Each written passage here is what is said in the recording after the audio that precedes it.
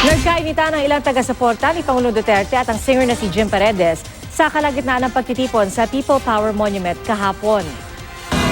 Look at me! Look at me! Do what? Sa kuhang ito ni Jamela Alindogan Codron, maririnig na sinabihan ni Jim Paredes ang mga miyembro ng Duterte Youth na si Pangulong Duterte ang may kasalanan sa mga nagaganap na patayan sa bansa.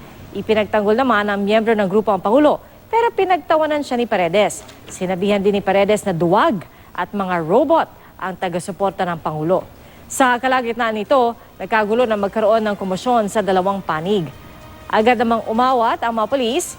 Ayon sa chairman ng Duterte Youth na si Ronald Cardema, nagulat sila nang bigla silang kuyugin ng ilang grupo.